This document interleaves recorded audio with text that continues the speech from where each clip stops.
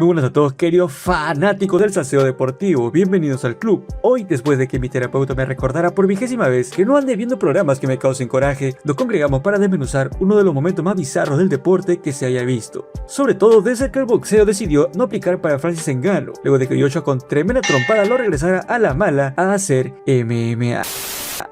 Decía que analizando este tema seré más riguroso que examen de matemáticas hecho por reggaetonero. Y para muestra nos vamos directamente hasta las pirámides de Giza, Egipto, un lugar histórico que ha visto pasar faraones, mucha historia y ahora la controversia más grande del boxeo moderno. El combate entre el rey invicto de los pesos pesados, Alexander Usyk, y el gigante invasor del kickboxing de Glory, Rico Verhoeven. Una velada que terminó en una polémica de dimensiones apocalípticas y que dejó al mundo del boxeo con un sabor de boca más amargo que el tequila barato. Para entender la magnitud del drama tenemos que hablar de las expectativas. Rico Verhoeven saltó al cuadrilátero siendo el outsider absoluto, un don nadie en el mundo del pugilismo puro, pagando un ridículo más 14.000 en las apuestas, y hacía que meterle dinero como tu caballo ganador parecía un acto de fe o de demencia clínica.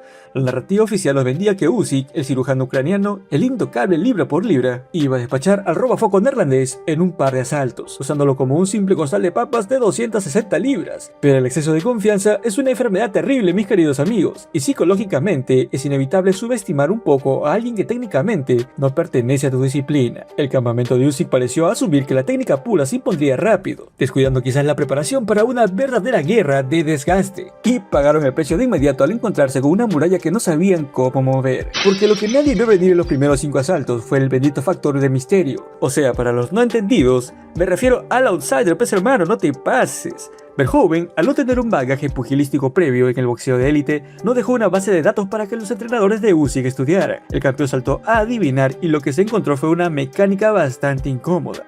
La distribución del peso de un kickboxer es distinta, sus ángulos son extraños para un boxeador tradicional, y el ritmo rompió el compás al que Usyk estaba programado. Rico no se mostró tosco ni temeroso, como todo robafoco, usó su descomunal ventaja de estatura y peso para cortar el ring, aplicando una presión constante que obligó al ucraniano a retroceder más de lo que su esquina hubiera querido hacia las cuerdas. Y aquí es donde empezó el verdadero dolor de cabeza para el monarca. Ni la Rosa de Guadalupe cuenta historias tan gachas como estas, no se pasen.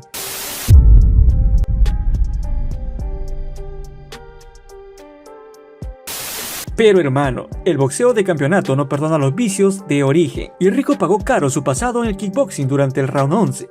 Para protegerse de patadas altas que aquí no existen, Rico tendía a encorvarse, agachando la cabeza y hundiendo la barbilla en el pecho. Le funcionó 10 asaltos para tapar golpes rectos con los hombros, pero Usyk, con el colmillo de 1000 batallas, detectó el pasillo vertical que quedaba expuesto. Yo creo que si Rico hubiera ajustado en los rounds de campeonato a una postura de fajador tradicional, manteniendo el torso más erguido y cerrando los codos a una guardia alta, habría bloqueado el castigo, pero el cansancio ya le había vaciado el tanque de gasolina al gigante, dejándolo estático ante los ojos de un Usyk que, impulsado por la pura urgencia de salvar sus cinturones, plantó los talones en la lona, rotó la cadera y lanzó un uppercut quirúrgico desde abajo, y su protector bucal salió volando por los aires como un proyectil, provocando que el neerlandés colapsara en la lona. Y aquí, mis amigos, es donde el referee Mark Leeson decidió convertirse en el protagonista de esta opereta, entregando una de las actuaciones más erráticas y confusas de la historia reciente.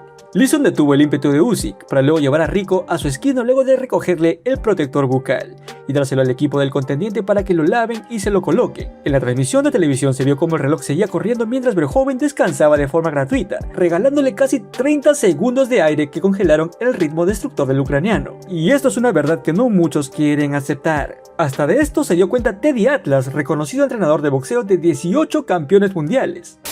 Si el protector bucal se sale durante la competición, el árbitro detendrá el combate y lo colocará de nuevo en cuanto sea posible, sin interrumpir la acción inmediata.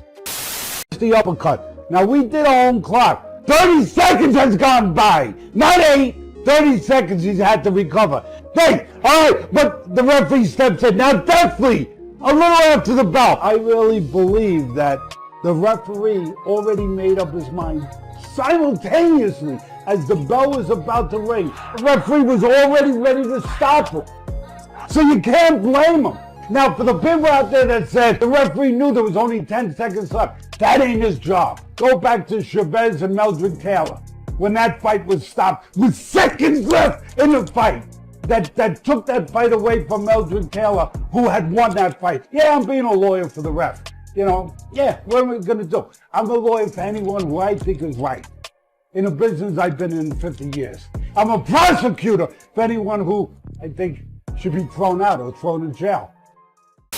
Ahora, tras haber beneficiado a Rico con ese respiro, el referee entró en pánico segundos después al ver que Usyk regresaba enfurecido a arrinconar al neerlandés contra las cuerdas con una ráfaga de golpes. Dizon decidió detener la pelea por nocaut técnico a falta de exactamente acabado el asalto 11. Si hubiera dejado correr ese mísero suspiro, la campana y el fin del round habrían salvado a Rico, dándole un minuto completo en su esquina para intentar sobrevivir en el asalto 12. Pero el cerebro humano es una máquina maravillosa llena de sesgos emocionales. El público ama proteger al débil y abrazar la narrativa del héroe caído, por lo que internet entero se volcó a gritar que fue un atraco, olvidando por completo que minutos antes el mismo árbitro ya le había regalado a Rico más aire que tanque de buzo profesional. Nos quedamos siempre con la última escena de la película, y la imagen del referee metiendo las manos justo cuando iba a sonar el gong fue el detonante perfecto para la indignación colectiva. Aquí encaja muchísimo el llamado efecto de recencia. El cerebro humano tiende a recordar y darle más peso emocional a lo último que vio. La detención al final del round y Rico Verhoeven protestando después de haber sonado la campana. Entonces mucha gente olvidó o minimizó lo que había pasado segundos antes. Le quitaron la posibilidad a Usyk de finalizar antes de que acabe el round y a Rico de probablemente sobrevivir a la ráfaga de golpes finales que le propinaba Usyk. El fallo, el error fue para las dos partes. Ahora, qué fácil es aprovecharse para quedar como la víctima en la vida. Hermano, y para probar mi argumento, Francis Ngannou aprovechó el río revuelto para salir a llorar en redes sociales, diciendo que a los outsiders nunca los dejarán ganar en el boxeo profesional. Pero seamos pragmáticos, si quieres ganar un campeón por las tarjetas tienes que ser bastante contundente, o en todo caso lo noqueas, si no, olvídate. Además a Francis, Anthony Joshua le dio tremenda ubicaína, mandándolo al piso noqueado, ni a decir que fue la gravedad, pues este se dijo, ese golpe está cabrón, aquí no tengo nada que ver. Si bien cada pelea y resultado es diferente, quedó demostrado que su noche con Fury fue una casualidad ante un rival gordo y desentrenado para una pelea de solamente 10 rounds.